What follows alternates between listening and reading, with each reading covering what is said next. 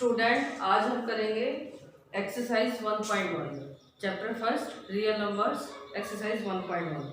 तो इसका जो फर्स्ट क्वेश्चन है, फर्स्ट क्वेश्चन में हमें स्टूडेंट क्या करना है, use Euclid division algorithm to find HCF. इसका जो फर्स्ट पार्ट है उसके अंदर नंबर्स क्या है 135 एंड 225।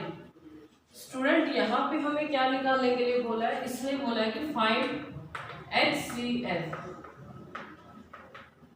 अगर हम इन दोनों नंबर्स का एचसीएफ किससे निकाल दें, फैक्टर्स बना के, जैसे कि इस तरह से निकाल दें, फैक्टर्स बना के, तो ये क्या होगा, गलत होगा। क्योंकि हमें इस क्वेश्चन में जो एचसीएफ हाईएस्ट कॉमन फैक्टर निकालना है उसको हमें इस तरीके से सोल्व नहीं करना है। इसने स्पेशल यहाँ पे क्या मेंशन किया है कि हमें किसका यूज करना है, यूक्लिड डिवीजन लेमा का। तो यहाँ पे हम बाय यूक्लिड्स डिवीजन एल्गोरिथम को, एल का मतलब है एल्गोरिथम, तो हम यहाँ पे इन दोनों नंबर्स का एचसीएफ निकालेंगे यूक्लिड डिवीजन एल्गोरिथम को यूज करके। अगर आप इसको दूसरे तरीके से निकाल देते हो तो ये गलत हो जाएगा आपका। तो हम कैसे निकालेंगे, मैं ये क्वेश्चन आपको सोल्व करके दिखा देती हूँ। इस एक्सरसाइज का जो फर्स्ट क्वेश्चन है उसके 3 पार्ट है, बाकी 2 पार्ट में भी आपको क्या निकालना है, यहाँ पे एचसीएफ ही निकालना है। तो ये बिल्कुल सेम होंगे, तो मैं एक पार्ट आपको करके दिखा देती हूँ, बाकी दोनों मैंने आपके लिए छोड़ दिए हैं। अगर फिर भी आपको प्रॉब्लम हो जाती है या नहीं सोल्व होते तो आप मुझे प्लीज बताना। तो मैं फर्स्ट पार्ट इसका सोल्व करती हूँ। अब यहाँ पे सबसे पहला स्टेप हम क्या करते हैं, सबसे पहला स्टेप जो ये हमारे पास 2 नंबर्स होते हैं, इन दोनों नंबर्स में जो सबसे बड़ा नंबर्स होता है, यानी कि इन दोनों में सबसे ग्रेटर नंबर क्या है 225, ये नंबर सबसे बड़ा नंबर है। तो हम बड़े नंबर को छोटे नंबर से क्या करते हैं, डिवाइड करते हैं। तो यहाँ पे मैं क्या लिखूंगी कि a मेरा क्या है 225 और डिवाइजर जिसको हम b नाम देते हैं वो हमारा क्या है 135। ए क्या है 225, क्योंकि ए उसी को ही कहते हैं डिविडेंड, जो इन दोनों में सबसे बड़ा नंबर होगा। बी हमारा क्या है डिवाइजर, तो इसमें डिवाइजर क्या होगा 135। अब मैं अगर लेमा का यूज करती हूँ तो मैं क्या लिखती हूँ, A equal to B Q plus R. अब यहाँ पे मेरा ए क्या है 225, डिवाइजर क्या है 135। अब मुझे यहाँ पे क्वेश्चन निकालना है और रिमाइंडर निकालना है, और मुझे चेक करना है क्या 135 से डिवाइड करने पर मेरा यहाँ पे रिमाइंडर 0 आया या नहीं आया। तो यहाँ पे हम डिवाइड कर सकते हैं, और मैंने आपको बोला था कि जो मैं अब डिवाइड करने जा रही हूँ इसको आप रफ कॉपी में भी कर सकते हो, जो स्टेप अब मैं करने जा रही हूँ। और अगर आप इसको फेयर कॉपी में या नोटबुक में नोट भी करना चाहो या एग्जाम में शो भी कर सकते हो, कोई दिक्कत नहीं है। तो यहाँ पे अब हम डिवाइड करते हैं, हमें किसको किससे करना है 225 को 135 से डिवाइड करना है। तो यहाँ पे हम करेंगे इसको 1 से 135, उसके बाद हम सब्ट्रैक्ट करते हैं तो यहाँ पे कितना आएगा 0 और ये कितना आएगा 90। अब यहाँ पे स्टूडेंट जब मैंने 225 को 135 से डिवाइड किया तो क्वेश्चन मेरा क्या आया 1 और रिमाइंडर क्या आया मेरे पास 90। तो इसका मतलब मुझे रिमाइंडर 0 नहीं मिला। अगर मुझे रिमाइंडर 0 नहीं मिला तो इसका मतलब मैं ये प्रोसीजर फिर से रिपीट करूंगी, और तब तक करूंगी तब तक रिमाइंडर मुझे क्या नहीं मिल जाता 0। तो अब हमारा ए क्या हो जाएगा 135 और डिवाइजर हमारा क्या हो जाएगा 90। अब हमें नेक्स्ट स्टेप में क्या करना है, ये हमारा सेकंड स्टेप है। इस स्टेप में हमें क्या करना है, अब हमें डिविडेंड इसको लेना है और डिवाइजर इस रिमाइंडर को लेना है। फिर से हम यहाँ पे क्या करेंगे 135 को किससे डिवाइड करेंगे 90 से। तो मैं यहाँ पे कर रही हूँ, ये कितने पे जाएगा यहाँ पे 1, क्योंकि अगर आप 2 पे करोगे तो ये 180 हो जाएगा, और 180 क्या हो जाएगा इससे ज्यादा। तो हम यहाँ पे 90 1 जा 90, ये रिमाइंडर कितना आएगा 5 45। तो अब यहाँ पे फिर से जब मैंने 135 को किससे डिवाइड किया 90 से, तो मेरा जो रिमाइंडर है वो कितना आया 45 और क्वेश्चन कितना आया 1, यानी कि रिमाइंडर मेरा अभी भी 0 नहीं आया। अब रिमाइंडर फिर से मुझे क्या करना होगा, इसी प्रोसेस को रिपीट करना होगा। तो अब यहाँ पे तीसरा स्टेप क्या है, यानी कि सी। तो मैं डिविडेंड किसको लूंगी 90 को, और मैं डिवाइजर किसको लूंगी 45 को। अब मुझे क्या करना है 90 को 45 से डिवाइड करना है, तो मैं यहाँ पे करती हूँ। तो अगर मैं 90 को 45 से डिवाइड करूं तो ये कितना जाएगा 45 टू जा 90, तो मेरा रिमाइंडर अब यहाँ पे क्या आएगा 0, यानी कि मैंने 45 को 2 टाइम्स क्या कर दिया मल्टीप्लाई, तो मेरा रिमाइंडर क्या आ जाएगा 0। तो इसका मतलब HCF ऑफ कौन से दो नंबर थे 225 एंड 135 का क्या है हमारे पास 45। This is the answer. तो हम हर क्वेश्चन में यूक्लिड डिवीजन लेमा का या एल्गोरिथम का यूज करके यहाँ पे HCF किसी भी दो नंबर का इस तरह से निकालेंगे। और जैसे कि मैंने आपको बताया था मेरी वीडियो में कि जो ये HCF है निकला है 45, ये इन दोनों नंबर्स का भी निकला है और ये इन दोनों नंबर्स का भी निकला है, यानी कि इन सभी को 45 क्या कर देगा कंप्लीट डिवाइड करेगा और क्या देगा हमें रिमाइंडर 0। तो हमारा HCF क्या है 45। तो जो इस क्वेश्चन के अंदर बाकी जो दोनों पार्ट्स है वो भी आपको बिल्कुल इसी तरह से सॉल्व करने हैं। अब इसका क्वेश्चन हम करते हैं सेकंड क्वेश्चन में स्टूडेंट क्या दे रखा है, यहाँ पे दे रखा है शो दैट एनी पॉजिटिव और integer is of the form. इस तरह के जो क्वेश्चन है उनको कैसे किया जाता है, उनको करने का एक ही तरीका है, चाहे वो आपसे ओड वैल्यू की बात करे या आपसे इवन नंबर की बात करे। तो इस तरह के क्वेश्चन को करने का एक ही तरीका, वो मैं तरीका आपको समझा रही हूँ। लेकिन इससे पहले मैं आपको ये बताऊंगी कि कहना क्या चाह रहा आपसे।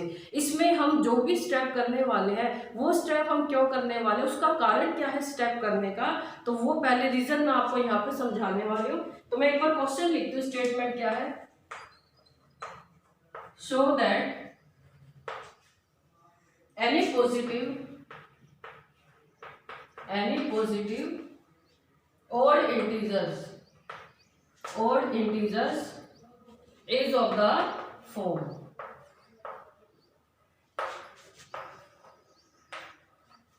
फॉर्म क्या दे रखे हैं स्टूडेंट यहाँ पे 6q + 1, 6q + 3, 6q + 5, where q is some integers, where q is some integer। ये मैंने आपको पहले ही बताया था कि यहाँ पे जो क्या होता है वो हमारा क्या होता है क्वेश्चन, तो वो कोई भी इंटीजर हमारा हो सकता है। और ये बात मुझे यहाँ पे बार बार रिपीट नहीं करनी चाहिए कि क्या वो यहाँ पे हमारा कौन सा नंबर होगा। अब मैंने बोल तो दिया सम इंटीजर, तो बच्चे क्या सोचते हैं कि सम इंटीजर का मतलब है कि वो इंटीजर नेगेटिव भी हो सकता है, पर वो नेगेटिव कैसे होगा, जब हम एक पॉजिटिव वैल्यू को एक पॉजिटिव वैल्यू से डिवाइड करेंगे तो हमें जो रिमाइंडर मिलेगा और जो हमें क्वोशिएंट मिलेगा वो अपने आप ही क्या होगा पॉजिटिव होगा। तो इसको हम ये भी बोल सकते हैं पॉजिटिव इंटीजर्स, और यहाँ पे ये भी बोल सकते हैं सम इंटीजर्स। तो यहाँ पे ध्यान देना, इसमें कंफ्यूज होने की जरूरत नहीं है। अब इस क्वेश्चन में इसने क्या बोला है, ये आपका क्वेश्चन नंबर है सेकंड। इस क्वेश्चन में वो क्या बोलते हैं कि हमें क्या प्रूव करना है यहाँ पे, show that any positive odd integers. पहले तो मैं आपको ये कंफर्म कर दूं कि जो पॉजिटिव ओड इंटीजर्स जो हमारे होते हैं वो कौन से होते हैं,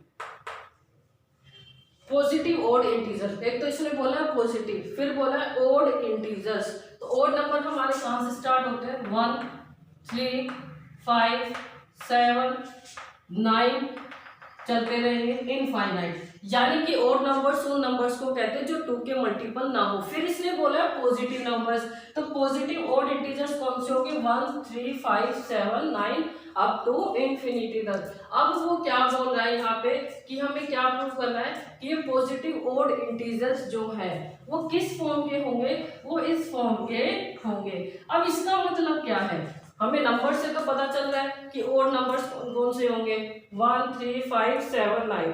अब उस चीज का मतलब क्या है वो मैं आपको यहाँ पे बताती हूँ। तो इसका मतलब देखो क्या है, आपको एक चीज दिखाई दे रही होगी कि मैं यहाँ पे पहले लेट करती हूँ। अब ये तो मैंने अपनी तरफ से नंबर आपको बता दिए कि और नंबर 1, 3, 5, 7, 9 होते हैं, लेकिन जिस और पॉजिटिव इंटीजर की बात कर रहा है वो कोई भी हो सकता है। इसने स्पेशल मेंशन किया है एनी। एनी का मतलब कोई भी पॉजिटिव इंटीजर हो सकता है, 1, 3, 5, 7, 9। तो मैं यहाँ पे लेट करती हूँ कि let x be any positive और इंटीजर। तो यहाँ पे सबसे पहले मैं लेट करती हूँ कि x मेरा यहाँ पे क्या है, एनी पॉजिटिव ओड इंटीजर्स। मतलब x किसको रिप्रेजेंट करता है, जितने भी ओड इंटीजर है उनमें से ये कोई भी नंबर हो सकता है, क्योंकि इनफाइनाइट होते हैं। मैं पर्टिकुलर किसी एक नंबर को लेट नहीं कर सकती, तो मैंने क्या किया, मैंने x को लेट कर लिया। अब x किसको रिप्रेजेंट करता है, जितने भी हमारे ओड नंबर इनफाइनाइट तक चलेंगे उन सभी को रिप्रेजेंट करता है x। अब ये क्या कह रहा है कि यहाँ पे जो हमने लेट किया है एक्स बी यानी पॉजिटिव और इंटीजर, वो इस फॉर्म का होना चाहिए। अब इस फॉर्म का ये कैसे आएगा मैं बताती हूँ। अब एक बात आपने नोट की होगी कि यहाँ पे जिस भी फॉर्म का इसने बोला हो, तो डिवाइजर हमारा क्या है, डिवाइजर बी।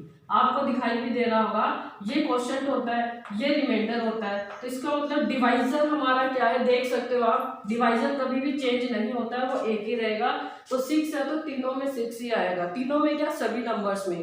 तो डिवाइजर हमारा क्या है 6, और जो नंबर डिवाइड होने वाला है वो क्या है x। तो हम क्या करते हैं डिवीजन में कि x क्या है 6 से डिवाइड होगा। x कोई भी और इंटीजर है और वो किससे डिवाइड हो रहा है, 6 से।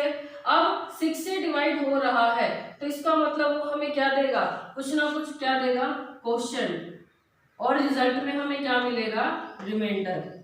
वो हमें क्या देगा, क्वोशिएंट, और रिजल्ट में क्या मिलेगा, हमें रिमाइंडर डिवाइड होने के बाद।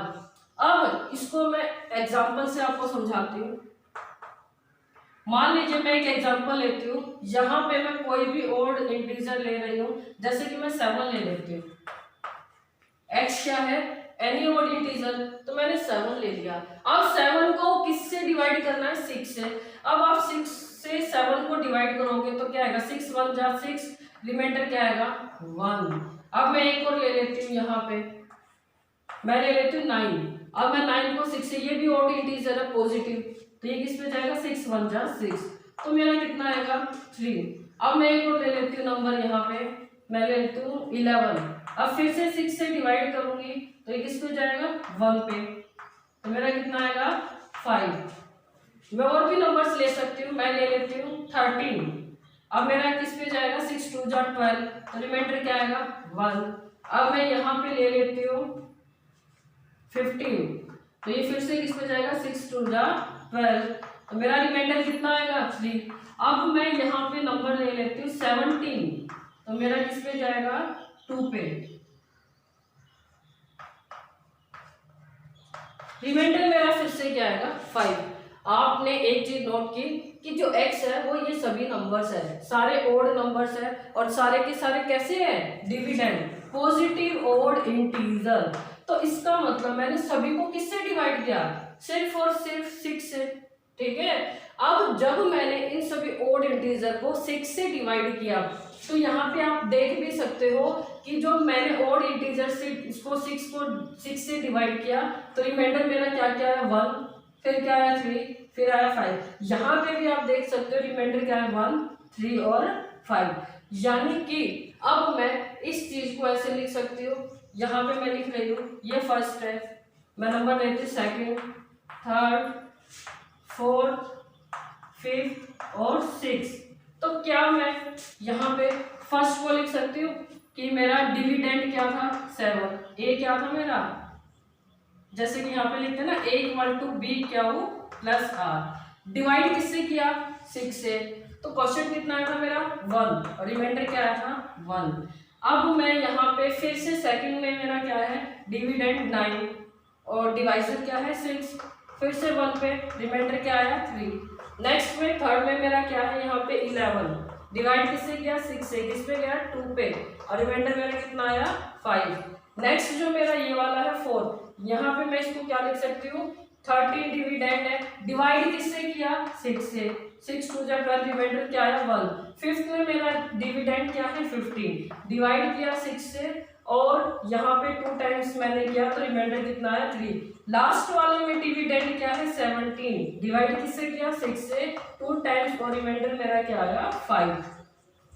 तो यहाँ पे आपने एक चीज नोट की कि मेरा जो नंबर है वो था ओड, उसको जब मैंने 6 से डिवाइड किया तो जितने भी ओड पॉजिटिव इंटीजर है, जितने भी ओड पॉजिटिव इंटीजर है वो सिर्फ और सिर्फ किस फॉर्म के होंगे, 6 Q plus 1, 6 Q plus 3, 6 Q plus 5, 6 Q plus 1, 6 Q plus 3, 6 Q plus 5। क्योंकि ये क्या है डिवाइजर, ये क्या है रिमाइंडर और ये क्या है हमारा डिवाइजर यानी कि सॉरी क्वोशंट, ये क्या है क्वोशंट।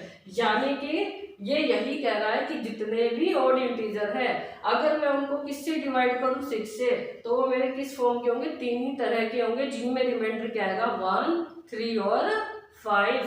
तो यही फॉर्म आ रही है। आप अपनी तरफ से कोई भी और नंबर लेके देख सकते हो और अगर आप उसको 6 से डिवाइड करो तो रिमाइंडर आपको 3 ही मिलेंगे 1, 3 और 5।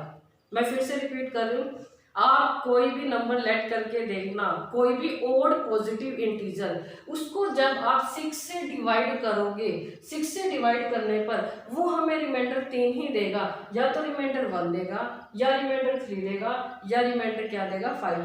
तो मैंने जो ये 3 इक्वेशन यहाँ पे लिखी, जो ये 3 इक्वेशन यहाँ पे लिखी, क्या मैं इन सबको लिख दूँ, यहाँ पे मैं लिख दूँ a equal to 6 Q plus R, मैं लिख सकती हूँ यहाँ पे। और r मेरा क्या होगा, r मेरा होगा यहाँ पे 1, 3, 5। मैं यहाँ पे पुट कर रही हूँ 6 Q plus 1, 6 Q plus 3, 6 Q plus 5। तो ये यही कह रहा है क्वेश्चन में कि जितने भी ऑड इंटीजर है वो सारे के सारे इस फॉर्म के होंगे, positive odd integers where Q is some integers. Q क्या है, अलग अलग इंटीजर होगा तो डिफरेंट डिफरेंट वैल्यू हमें मिलेगी। अब क्वेश्चन को करना कैसे, लिखना कैसे, अब मैं वो आपको बता रही हूँ। ये मैंने इसलिए बताया था आपको, ये समझाया था कि वो कहना क्या चाह रहा है और पूछ क्या रहा है हमसे। अब हम क्वेश्चन स्टार्ट करते हैं हमारा।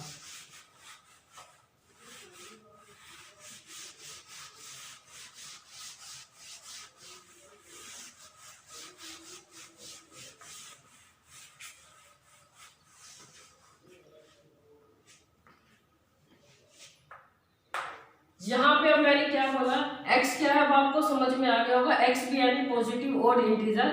पॉजिटिव ऑड इंटीजर को जब 6 से डिवाइड करेंगे तो अभी आपने देखा कुछ ना कुछ क्वेश्चन मिल रहा था हमें और कुछ ना कुछ रिजल्ट में रिमाइंडर मिल रहा था। तो क्या मैं यहाँ पे लिख सकती हूँ a equal to B Q plus R. A मेरा क्या है यहाँ पे x, b क्या है 6। क्वेश्चन मुझे अभी पता नहीं और ना ही अभी मुझे रिमाइंडर पता है। और मैंने आपको बताया था रिमाइंडर की कंडीशन क्या होती है, ये 0 के इक्वल होगा और 0 से बड़ा, less than divisor. Less than किससे होगा, b से छोटा होगा। तो यानी कि यहाँ पे अब हम रिमाइंडर की मैं वैल्यू निकाल सकती हूँ। रिमाइंडर की वैल्यू क्या निकलेगी, ये यहाँ पे क्या कह रहा है कि जो r है वो 0 के इक्वल है और 0 से बड़ा है, लेकिन किससे छोटा है 6 से। 6 हमारा क्या है डिवाइजर। तो मेरे पास जो r की वैल्यू है वो क्या क्या आएगी 0, 1, 2, 3, 4 और 5। तो मुझे पॉसिबल रिमाइंडर मिल गए। और इस चीज का मैंने आपको अपनी वीडियो में मतलब भी बताया था कि हम किसी भी नंबर को किससे डिवाइड करेंगे 6 से, किसी भी नंबर को। तो यहाँ पे मुझे पॉसिबल रिमाइंडर सिर्फ यही मिलेंगे, इसके अलावा और कुछ भी नहीं मिलेगा। चलो अब हम यहाँ पे रिमाइंडर की वैल्यू पुट करते हैं। तो मैं यहाँ पे कर रही हूँ 6 क्यू प्लस, रिमाइंडर पहले 0 रखूंगी, फिर मैं यहाँ पे क्या रखूंगी 1, फिर 2, 3, 4, लास्ट में 5। अब मैंने यहाँ पे रिमाइंडर की सारी वैल्यू पुट कर दी तो मुझे कुछ ये वैल्यूज मिली। अब मुझे क्या करना है, वो क्या कह रहा है, ओड पॉजिटिव इंटीजर्स निकालने हैं। मैंने आपको एक चीज बताई थी, कभी भी ओड नंबर बताना हो तो आप ये दिखा दो कि जो नंबर हमारे पास है उनमें से कुछ नंबर्स किससे डिवाइड हो रहे हैं या किसके मल्टीपल है, 2 के। अगर आप ऐसा कर देते हैं कि वो नंबर्स 2 के मल्टीपल है तो बाकी बचे हुए अपने आप क्या हो जाएंगे, ओड नंबर्स हो जाएंगे। तो यही काम हम यहाँ पे करेंगे। मैं यहाँ पे 6 क्यू प्लस 0 को क्या लिख सकती हूँ, 6 क्यू। तो यहाँ पे आप देख भी सकते हो, मैं यहाँ पे 6 क्यू को ये लिख सकती हूँ, 2 कॉमन लूँ और अंदर क्या लूँ, 3, यानी कि 2 3 जा क्या होगा 6। मैंने ऐसा क्यों किया, क्योंकि मुझे पता है ये किसका मल्टीपल है, 2 का। तो इसमें 2 कॉमन आ रहा था तो मैंने 2 को बाहर लिया और 3 को अंदर।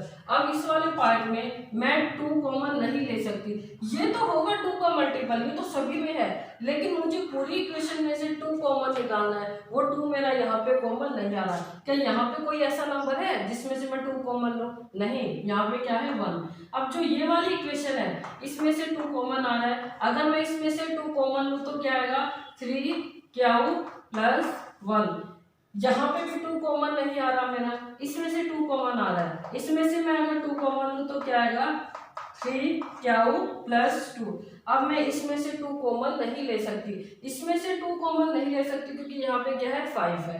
अब आपने ध्यान दिया कि ये जो नंबर्स है, ये वाला नंबर, ये नंबर्स और ये नंबर्स क्या है, सारे के सारे 2 के मल्टीपल। तो इसका मतलब 6 क्यू प्लस 2 और 6 क्यू प्लस 4, ये नंबर्स क्या है, इवन नंबर्स। तो जो बच गए नंबर्स वो अपने आप क्या होंगे, ओड नंबर्स, क्योंकि वो 2 के मल्टीपल नहीं है। सो मैं लिख सकती हूँ, सो 6 क्यू प्लस 1, 6 क्यू प्लस 3 और 6 Q plus 5, these numbers are odd positive integers। तो मैं लिख सकती हूँ कि ये सारे के सारे जो 3 नंबर्स हैं बच गए मेरे, वो अपने आप क्या हो गए, ओड नंबर।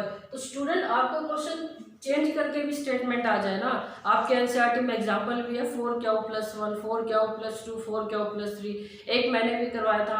आप RS अग्रवाल या RD शर्मा की बुक में क्वेश्चन देख सकते हो, काफी क्वेश्चन है वहां पे। तो जितने भी क्वेश्चन है वो चाहे ओड नंबर की बात करें या इवन नंबर्स की बात करें, आपको बिल्कुल ऐसे ही क्वेश्चन को करना है, लेकिन पहले क्वेश्चन को समझना, उसकी स्टेटमेंट को रीड करना कि वो किस तरह का नंबर हमसे पूछ रहा है। जब मैंने आपको एग्जाम्पल लेके दिखाए थे, वो एग्जाम्पल इसी चीज के थे कि आपको ये बताया जा रहा था कि क्वेश्चन में हमें करना क्या है। बच्चे क्या करते हैं कि ये वाला क्वेश्चन है तो हमें ये स्टेप करते हैं और ये स्टेप करके हमारा क्वेश्चन हो जाएगा, और पेपर में क्या हो जाए, थोड़ी सी भी स्टेटमेंट चेंज आ जाए तो बच्चे वो क्वेश्चन अटेम्प्ट नहीं कर सकते। इसलिए क्वेश्चन में मैंने आपको बताया था एग्जाम्पल लेके कि क्वेश्चन में वो क्या बोल रहा है, कैसे करना और किस तरह से करना है, निकालना क्या है, उस चीज को हमें पहले समझना जरूरी है। अब हम करते हैं हमारा थर्ड क्वेश्चन। स्टूडेंट क्या दे रखा है, an army contingent of 616 members is to march behind an army band of 32 members। देखो यहाँ पे बैंड का मतलब क्या है, बैंड का मतलब बैंड ही होता है, शादी ब्याह में भी और फंक्शंस में भी हम शादी वगैरह में देखते हैं ना बैंड बजता है, ये वही बैंड की बात कर रहे हैं। तो बैंड ऑफ 32 मेंबर्स, यानी कि बैंड के अंदर कितने मेंबर्स हैं, 32। बैंड है और उसके अंदर कितने मेंबर्स हैं, 32। इन एक परेड, परेड आपको पता है क्या होती है, इन्हें परेड हो रही है। द टू ग्रुप्स, ग्रुप कितने हैं, two groups are to march in the same number of column. ये क्या कह रहा है कि सेम नंबर ऑफ कॉलम है, यानी कि एक तरफ तो क्या है बैंड और एक तरफ क्या है आर्मी। तो ये क्या कह रहा है कि बैंड के अंदर जितने भी लाइंस बनी होंगी, यानी कि बैंड वालों की जितनी भी लाइंस बनी होंगी, मान लीजिए कितनी बनी है, 1 2 3 4 5 है, मान लीजिए। तो जितने भी बैंड वालों की लाइंस है उतनी ही कितनी आर्मी वालों की है, उतनी कितनी है आर्मी वालों की बनी है। परेड चल रही है, कितने ग्रुप है, 2 ग्रुप है। तो यहाँ पे बैंड के अंदर मेंबर्स कितने हैं, 32 मेंबर्स। फिर वो कह रहा है same number of column, same number of, यानी कि एक लाइन में क्या है, सेम नंबर ऑफ मेंबर्स होंगे, जितने भी होंगे मान लो 5 एक लाइन में, तो बाकी में भी कितने होंगे 5 होंगे। अब वो क्या कह रहा है, what is the maximum number of column in which they can march. वो क्या कह रहा है, हमें क्या निकालना है, मैक्सिमम नंबर ऑफ कॉलम, ज्यादा से ज्यादा उस कॉलम में कितने होंगे members in which they can मार्च करने के लिए। अब हमें स्टूडेंट नॉर्मली क्या करते हैं कि एनसीईआरटी बुक में ये 3rd क्वेश्चन है, तो इसमें मैं आपको डायरेक्ट भी बता दूं कि 616 है और 32 है, वो लर्न कर लेते हैं और इसका क्या निकालना है एचसीएफ, और वो फटाफट एचसीएफ निकाल भी लेते हैं। लेकिन यही नहीं पता चला कि क्वेश्चन में क्या तो बोला और हमने एचसीएफ क्यों निकाला। तो पहले उस चीज को ध्यान से समझते हैं। यहाँ पे बैंड के अंदर जितने भी कॉलम्स होंगे उतने ही कॉलम्स कितनी होंगी आर्मी वालों की। बैंड के अंदर कितने मेंबर्स हैं, 32 मेंबर्स हैं यहाँ पे, और आर्मी के अंदर कितने मेंबर्स हैं, 616। अब हमें क्या करना है, जहां पे वो कह रहा है कि what same number of column, फिर वो कह रहा है what is the maximum number of in which they can march. अब मैक्सिमम नंबर्स निकालने कि ज्यादा से ज्यादा कितने मेंबर्स होंगे एक लाइन में, ज्यादा से ज्यादा हमें निकालने हैं। तो वैसे तो हमें पता ही चल गया एचसीएफ निकालना, लेकिन थोड़ा और डीप से पढ़ते इसको। यहाँ पे मैं मान लेती हूँ कि जितनी भी मेरी कॉलम्स हैं, एक बार मैंने, वैसे ये रोज है, एक बार मान लेते हैं कि कॉलम है हमारी, तो मान लिया कि जितनी भी कॉलम्स हैं हमारी, यानी कि जितनी भी लाइंस हैं उनको मैंने किससे रिप्रेजेंट कर दिया, एन से। टोटल नंबर ऑफ लाइंस मैं एक बार बोल देती हूँ, कॉलम भी बोल सकते हो, वो कितनी ली मैंने एन, कि मेरी जितनी भी लाइंस है वो टोटल कितनी है एन। अब एक लाइन के अंदर बैंड में कितने होंगे मेंबर मुझे नहीं पता, तो मैं लेट कर लेती हूँ, let x be the number of, x be the number of member in band. X इसको रिप्रेजेंट करता है, x be the number of member in the band, band के अंदर लाइन में कितने मेंबर्स होंगे, एक्स इसको रिप्रेजेंट करता है। ऐसे मैं यहाँ पे ले लेती हूँ y be the number of, y be the number of army members, यानी कि एक लाइन में आर्मी के भी कितने आर्मी वाले होंगे, सोल्जर्स कितने होंगे या मेंबर्स कितने होंगे, उनको भी मैंने क्या लेट कर लिया, वाई। अलग अलग लेट करेंगे ना, क्योंकि ये बैंड वाले ये आर्मी वाले हैं। अब देखिए स्टूडेंट, यहाँ पे क्या मैं लिख सकती हूँ, अगर मैं एक्स की मल्टीप्लाई, एक्स हमारा इसमें क्या है कि एक लाइन में कितने मेंबर्स है, और मुझे ये बताना है कि मेरी टोटल लाइंस कितनी है, टोटल नंबर ऑफ लाइंस कितनी है मेरी एन, और मैं लाइंस की मल्टीप्लाई एक लाइन में जितने भी मेंबर होंगे उनसे कर दूं तो मुझे कितने मेंबर मिलेंगे, 32 मिलेंगे। मिलेंगे या नहीं मिलेंगे, मेरे पास टोटल लाइंस कितनी है, एन है, और एक्स किसको रिप्रेजेंट करता है कि एक लाइन में कितने मेंबर हैं, किसके, बैंड वालों के। तो अगर मैं एक्स की मल्टीप्लाई एन से कर दूं, यानी कि number of members in one rows या one columns multiply total number of lines, then we get total members of the band कितने हैं, 32।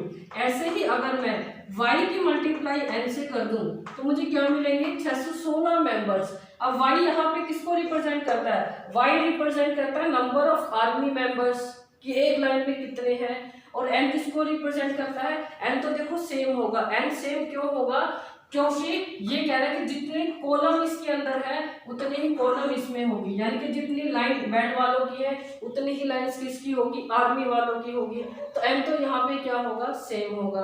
अब ये क्या है, मेंबर्स है, एक्स किसको रिप्रेजेंट करता है, x be the number of members in band, यानी कि बैंड के अंदर एक लाइन में कितने मेंबर्स होंगे, और वाई किसको रिप्रेजेंट करता है कि आर्मी वालों में भी एक लाइन के अंदर कितने मेंबर्स होंगे। तो एक्स की मल्टीप्लाई अगर मैं एन से कर दूं और वाई की मल्टीप्लाई एन से कर दूं तो मुझे मेंबर ऑफ बैंड मिलेंगे यहाँ पे, और यहाँ पे टोटल मेंबर ऑफ आर्मी के मिलेंगे जो कितने हैं, 616। तो अब ये कह रहा है कि यहाँ पे आप देख भी सकते हो कॉमन क्या है, एन, तो मुझे क्या निकालना है, एन निकालना है। और एन क्या कह रहा है, ये हाईएस्ट कॉमन फैक्टर, यानी कि कह रहा है कि मैक्सिमम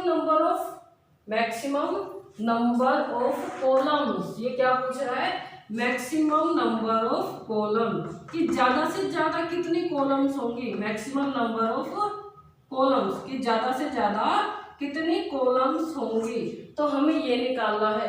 अब इसने बोल दिया कि हम ज्यादा से ज्यादा नंबर ऑफ कॉलम्स निकाल रहे हैं, कि मैं ज्यादा से ज्यादा कितनी कॉलम्स लूँ, तो यहाँ पे सेम नंबर ऑफ मेंबर्स आएंगे उनके अंदर, तो यहाँ पे मुझे क्या निकालना है, n निकालना है, तो मुझे मैक्सिमम निकालना है ना, ज्यादा से ज्यादा, तो इसका मतलब हम क्या निकालेंगे, HCF। आप देख भी सकते हो n क्या है, कॉमन है, n तो सेम ही होगा यहाँ पे, टोटल नंबर ऑफ लाइंस, क्योंकि इसने बोला जितनी बैंड के अंदर है उतनी आदमी के अंदर है, तो अब हमें क्या निकालना है यहाँ पे, इन दोनों नंबर का HCF, तो हमें 32 और 616 का क्या निकालना है, HCF। और ये आप निकाल सकते हो। HCF हम कैसे निकालेंगे, ये मैंने आपके लिए छोड़ दिया है कि इसको कैसे कैलकुलेट करना है। जैसे मैंने फर्स्ट क्वेश्चन किया था यूक्लिड डिवीजन लेमा से, आपको इसका क्या निकालना है, HCF, तो हमें पता चल जाएगा कि मैक्सिमम नंबर ऑफ कॉलम्स कितनी होंगी। तो इस क्वेश्चन के अंदर ये था, इसलिए हमने यहाँ पे इसका क्या निकाला था, हाईएस्ट कॉमन फैक्टर। अब जितने भी क्वेश्चन है थोड़ा सा भी इनमें चेंज करके आ जाए तो केयरफुल इन क्वेश्चन को आप रीड कीजिए और समझना इस चीज। कई बार क्या होता है कि वो मैक्सिमम बोलने के बाद भी एलसीएम पूछता है, हम नेक्स्ट एक्सरसाइज में करेंगे। मैक्सिमम बोलने के एक मैक्सिमम वर्ड का यूज करता है, उसके बाद भी वो हमसे क्या पूछता है, एलसीएम। और बच्चे क्या सोचते हैं, मैक्सिमम जहाँ पे आ गया वहाँ पे एचसीएफ निकालना है, जहाँ पे एलसीएम आ गया, सॉरी लोएस्ट आ गया, वहाँ पे हमें एलसीएम निकालना है। पर ऐसा हमेशा नहीं होता है, तो क्वेश्चन को बिल्कुल केयरफुली से हमें रीड करना है, उसके बाद हमें कंक्लूजन निकालना है कि वो एचसीएफ पूछ रहा है या हमसे एलसीएम। डायरेक्ट बोल दे तो बिल्कुल ईजी हो जाएगा आपके लिए। तो ये क्वेश्चन यहाँ पे खत्म हो गया। अब हम करते हैं हमारा लास्ट क्वेश्चन, यानी कि फोर्थ। जो फोर्थ क्वेश्चन है और जो फिफ्थ क्वेश्चन है, ये दोनों ही क्वेश्चन बिल्कुल सेम है। क्वेश्चन में स्टूडेंट इसने क्या दिया है, use Euclid division lemma to show that, पहले ही बोल दिया इसने, use Euclid division lemma to show that square of any positive integer, square of any positive integer is either of the form, is either of the form इसने दी है, मैं भी आपको बताऊंगी इस फॉर्म का इसमें क्या मतलब है। 3m और 3m plus 1 for some integer m, for some integer m। इस क्वेश्चन में स्टूडेंट हमें क्या करना है, यहाँ पे हम फिर से इसको एक बार रीड करते हैं बिल्कुल carefully. Use Euclid division lemma, specialist ने मेंशन किया है कि यूक्लिड डिवीजन लेमा का हमें यूज करना है to show that square of any positive integer. फिर से क्या बोला है कि पॉजिटिव इंटीजर। अब पॉजिटिव इंटीजर कौन से होंगे, पॉजिटिव इंटीजर फिर से हमारे क्या होंगे, 1 2 3 4, यानी कि मैं बोल सकती हूँ कि पॉजिटिव इंटीजर हम नेचुरल नंबर को भी बोल सकते हैं, सारे नेचुरल नंबर भी हमारे क्या होते हैं, पॉजिटिव इंटीजर। तो कह रहे हैं कि जितने भी पॉजिटिव इंटीजर होंगे उनका मैं क्या कर दूं, स्क्वायर कर दूं, यानी कि उनका मैं क्या कर दूं, स्क्वायर कर दूं। तो वो जो स्क्वायर होगा, यानी कि पॉजिटिव इंटीजर का जो मैं स्क्वायर करूंगी, वो जो मुझे स्क्वायर मिलेगा वो स्क्वायर किस फॉर्म का होगा, 3m और 3m plus 1। तो देखो हमें इसमें करना क्या है, मैं मान लेती हूं कि मेरे जितने भी पॉजिटिव इंटीजर है, जितने भी पॉजिटिव इंटीजर है, मैं उनको क्या नाम दे रही हूं, x। Let x be any positive integer. मैंने क्या माना कि यहाँ पे x किसको रिप्रेजेंट करता है, सारे के सारे नेचुरल नंबर को, सारे के सारे पॉजिटिव इंटीजर को। अब अगर x मेरा कोई भी पॉजिटिव इंटीजर है और वो किससे डिवाइड हो रहा है, 3 से, तो वो कैसा होगा, कुछ ऐसा होगा कि मेरा कोई भी यहाँ पे क्या है, पॉजिटिव इंटीजर, उसको मैं 3 से डिवाइड करती हूँ तो मुझे कुछ ना कुछ क्वोशिएंट मिलेगा, यहाँ पे कुछ आएगा और मुझे क्या मिलेगा, रिमाइंडर, यानी कि किसी भी पॉजिटिव इंटीजर को अगर मैं 3 से डिवाइड करती हूँ तो मुझे क्वोशिएंट भी मिलेगा और मुझे रिमाइंडर भी यहाँ पे मिलेगा। तो इस चीज को मैं लेमा का यूज करना है ना हमें, इसने बोला है कि लेमा को यूज करके, तो लेमा का यूज करना है तो मैं इसको कैसे लिखूंगी, a equal to B Q plus R. A मेरा क्या है यहाँ पे x, b क्या है 3 से डिवाइड कर रहे हैं, ये क्वोशिएंट है और ये क्या है रिमाइंडर। और हमें पता है r क्या होता है 0 के इक्वल होगा, 0 से बड़ा b से छोटा, तो यहाँ पे डिवाइजर हमारा क्या है 3 है। तो मैं r की पॉसिबल वैल्यू निकालूंगी। r की पॉसिबल वैल्यू क्या क्या होगी मेरी 0 1 2, क्योंकि 3 से छोटा बोला ना इसने, तो इंटीजर है तो इंटीजर कौन कौन से होंगे 0 1 2। अब मैं यहाँ पे r की वैल्यू पुट कर रही हूँ, तो r की वैल्यू मैं यहाँ पे पुट करूंगी तो मेरी क्या क्या वैल्यू आएगी, x इक्वल टू 3 क्या हो प्लस 0 और 3 क्या हो प्लस 1 और 3 क्या हो प्लस 2। तो ये मेरी किसकी वैल्यू है यहाँ पे स्टूडेंट x की, यानी कि x क्या था पॉजिटिव इंटीजर। तो मेरा किस फॉर्म का हो सकता है, या तो 3 क्या फॉर्म का होगा, या 3 क्या प्लस 1 फॉर्म का होगा, या 3 क्या प्लस 2 का होगा। और क्या हो कि डिफरेंट वैल्यू के लिए मुझे डिफरेंट आंसर मिलेगा, लेकिन रिमाइंडर मेरा क्या रहेगा, या तो कभी मुझे 0 मिलेगा, या कभी मुझे 1 मिलेगा, या कभी मुझे रिमाइंडर क्या मिलेगा 2। यानी कि किसी भी नंबर को अगर मैं 3 से डिवाइड करती हूँ तो मुझे पॉसिबल रिमाइंडर यही मिलेंगे। अब मुझे नंबर तो मिल गए, मुझे वो x मिल गया, x क्या था any positive integer, any positive integer था ना x, तो x मुझे मिल गया। अब ये कह रहा है कि x जो भी नंबर है मैं यहाँ पे लिख रही हूँ, x मुझे क्या क्या मिला 3 क्या प्लस 1 और 3 क्या प्लस 3 3 क्या प्लस 1 और 3 क्या प्लस 2। अब मुझे क्या करना है, इनका स्क्वायर करना है। इसने ये बोला ना यहाँ पे square of any positive integer. अब पॉजिटिव इंटीजर तो ये रहे, अब मुझे इनका क्या करना है स्क्वायर करना है, तो मैं स्क्वायर करती हूँ। सबसे पहले मैं स्क्वायर करती हूँ 3 क्या होगा स्क्वायर करूंगी क्या आएगा 9 क्या स्क्वायर। अब 9 क्या स्क्वायर में मेरा कॉमन क्या है 3, तो मैं 3 को क्या लूंगी कॉमन लूंगी, 3 को कॉमन लूंगी तो अंदर क्या रहेगा 3 क्या स्क्वायर। मुझे सिर्फ 3 को कॉमन लेना है। मैंने ऐसा क्यों किया, क्योंकि मेरा डिवाइजर यहाँ पे क्या है 3 है, तो मैं क्या कॉमन ले रही हूँ 3। अब दूसरा नंबर मेरा क्या है 3 क्या प्लस 1, तो यहाँ पे इसका जब हम स्क्वायर ओपन करेंगे तो a प्लस बी का क्या लगाएंगे whole square. a plus b का होल स्क्वायर क्या होता है स्टूडेंट, मैं यहाँ पे आपको बता देती हूँ। a प्लस बी का होल स्क्वायर वो होता है a square plus 2ab plus b square, ये है a प्लस बी का होल स्क्वायर। तो वही हम यहाँ पे लगा रहे हैं। मेरा क्या आ जाएगा 9 क्या square plus 1 square plus 2 into 3 क्या इंटू 1, तो यहाँ पे कितना आएगा 9 क्या स्क्वायर, यहाँ पे इसको मैं मल्टीप्लाई करूँ तो कितना हो जाएगा 6 क्या साथ में क्या आएगा 1।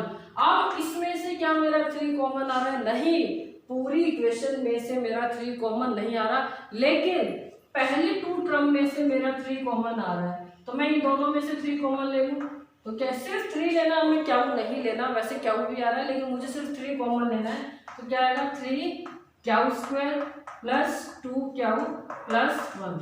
अब मेरा तीसरा नंबर क्या है 3 क्या प्लस 2 का होल स्क्वायर। यहाँ पे भी मैं a प्लस बी का होल स्क्वायर लगाऊंगी तो वो क्या आएगा 9 क्या स्क्वायर प्लस 4 और फिर मेरा आ जाएगा 3 क्या इंटू 2। इसको मैं सोल्व करती तो क्या आएगा 9 क्या स्क्वायर और ये कितना हो जाएगा 3 2 जा 6 2 जा 12 क्या प्लस 4। इसमें भी पूरी इक्वेशन में से मेरा 3 कॉमन नहीं आ रहा, लेकिन पहले 2 नंबर में से मेरा 3 कॉमन आ रहा है, तो मैं लूंगी क्या आएगा 3 क्या स्क्वायर प्लस 4 क्या प्लस 4, यहाँ पे यही मिलेगा हमें। अब स्टूडेंट ये देखिए आप कि जो ये 3 नंबर्स है इनका मैंने क्या किया था स्क्वायर, तो स्क्वायर करने पर मुझे ये रिजल्ट मिला। अब क्या मैं यहाँ पे जो मेरा ये नंबर है, यहाँ पे इस नंबर को मैं यहाँ पे लिखती हूँ, मैं इस नंबर को क्या मिला था 3 क्याउ स्क्वायर, 3 क्याउ स्क्वायर, मैं इसको m पुट कर दूं, मैं इस पूरे नंबर को m पुट कर सकती हूँ। और यहाँ पे m क्या होगा, m भी क्या होगा, एनी इंटीजर।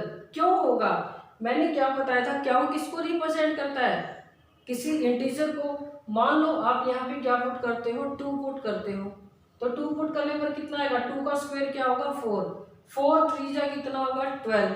तो ये जो भी वैल्यू आएगी वो मेरा कोई नंबर ही तो आएगा, और वो नंबर मेरा कैसा होगा, पॉजिटिव इंटीजर। वो नंबर मेरा क्या होगा, पॉजिटिव इंटीजर। तो उस पॉजिटिव इंटीजर को मैंने क्या नाम दे दिया, m मेरा यहाँ पे क्या है, where m is positive integer, m भी क्या है मेरा यहाँ पे पॉजिटिव इंटीजर।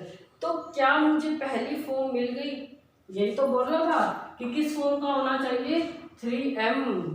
मैंने m ही क्यों पुट किया, मैं क्यू आर सी डी कुछ भी कर सकती थी, लेकिन अगर आपको m में ही पूछा है तो आप m ही पुट करोगे। दूसरा मेरा नंबर क्या था, 3 क्यू प्लस 1 का होल स्क्वायर, और ये हमारे पास क्या था, 3 कॉमन लेने के बाद 3 q square plus 2 Q plus 1, 3 common लेने के बाद ये क्या आ रहा है, 3 q square plus 2 Q plus 1। अब मैं यहाँ पे भी इस नंबर को क्या पुट कर सकती हूँ, m, मैं लिख सकती हूँ where m equal to 3 q square plus 2 q. आप ये लिख के दिखाओगे और आपको लिख के दिखाना भी है कि m की वैल्यू क्या है। तो मैंने इस वैल्यू को भी क्या पुट कर दिया, m, तो मेरा दूसरा नंबर मिल गया मुझे 3m प्लस 1।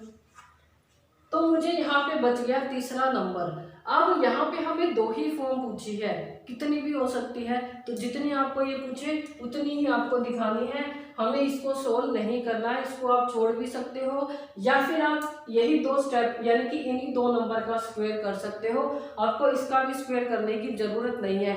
अगर इन दोनों नंबर का स्क्वायर करने पर आपको ये दोनों फॉर्म मिल जाती है, तो नंबर आपके पास कितने भी हो, आपको आगे उनका स्क्वायर नहीं करना है। हम सिर्फ, आप आर डी शर्मा की RS अग्रवाल की बुक देखोगे, उनमें तो केस 12 भी बनते हैं, उनमें किसी किसी में केस 12 भी बनते हैं, 10 भी बनते हैं, 8 भी बनते हैं। तो इसका मतलब ये थोड़ा कि हम सभी केसेस को सोल्व करेंगे, ऐसा तो हमारा क्वेश्चन बहुत लेंथी हो जाएगा। तो जो फॉर्म हमसे पूछी है और जितने नंबर का स्क्वायर करने पर वो फॉर्म हमें मिल जाए तो हम उसको वहीं पे ही एंड कर देंगे, आगे उन फॉर्म्स को सोल्व नहीं करेंगे। बाकी आप अगर करना चाहें तो कर सकते हैं। तो क्वेश्चन में क्या था, मैं एक बार इसको फिर से रिपीट कर रही हूँ। क्वेश्चन में क्या था, ये कहना था कि कोई भी पॉजिटिव इंटीजर है, अगर मैं इस पॉजिटिव इंटीजर का क्या कर देती हूँ स्क्वायर, तो वो किस फॉर्म का होना चाहिए, इस फॉर्म का होना चाहिए। तो मैंने क्या किया, x को लेट किया। x किसको रिप्रेजेंट करता है, एनी पॉजिटिव इंटीजर को। x किससे डिवाइड हो रहा है, 3 से, ये डिवाइजर ही तो होता है 3m, 3 जो लिखा हुआ है। जब मैं x को 3 से डिवाइड करूंगी तो मुझे कुछ क्वेश्चन मिलेगा और कुछ रिमाइंडर, तो मैं लेमा का यूज करके इसको ऐसे लिख सकती हूँ। फिर मैंने r की पॉसिबल वैल्यू निकाली, जो क्या होगी 0 1 2, r की वैल्यू मैंने यहाँ पे पुट कर दी। तो मेरा जो पॉजिटिव इंटीजर है वो किस फॉर्म का होगा, 3 क्यू प्लस 1, 3 क्यू प्लस 2, इस फॉर्म का होगा। फिर मुझे नंबर्स मिल गए और मैंने इन तीनों नंबर का क्या कर दिया, स्क्वायर। इन तीनों नंबर का स्क्वायर करने के बाद मैंने इन फॉर्म में रिड्यूस कर दिया, यानी कि जो पहला नंबर है उसमें मैं 3 क्यू स्क्वायर को क्या पुट कर सकती हूँ, m। क्यों कर सकती हूँ, क्योंकि 3 क्यू स्क्वायर को आप सोल्व करके देखो, क्योंकि मैं कोई भी पॉजिटिव वैल्यू लेती हूँ, कोई भी नंबर लूँ, उसको सोल्व करने पर मुझे एक नंबर ही मिलेगा, और उस नंबर को मैंने फिर से क्या नाम दे दिया, m। तो यहाँ पे मैं लिख सकती हूँ m क्या है, मेरा ये नंबर है। तो ये किस फॉर्म का हो गया, 3m, जो हमारी पहली फॉर्म थी। फिर मैंने इसका स्क्वायर किया, यहाँ पे भी मैंने इस वैल्यू को, सिर्फ इस वैल्यू को क्या पुट कर दिया, m, और मेरा m क्या है ये। तो ये भी तो मुझे एक नंबर मिलेगा, क्योंकि डिफरेंट वैल्यू के लिए।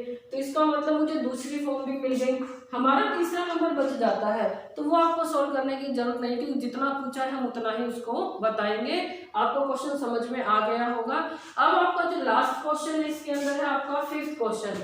फिफ्थ क्वेश्चन में आपको भी क्या करना है, यूक्लिड डिवीजन लेमा का यूज करके आपको क्या दिखाना है, cube of any positive integer. अब जैसे मैंने स्क्वायर किया है ना, स्क्वायर किया है यहाँ तो बिल्कुल सेम है, बट डिवाइजर क्या हो जाएगा 9।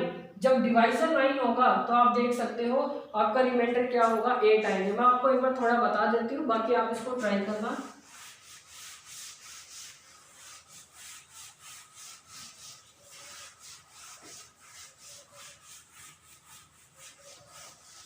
जो हमारा फिफ्थ क्वेश्चन है उसमें वो क्या कह रहा है कि क्यूब ऑफ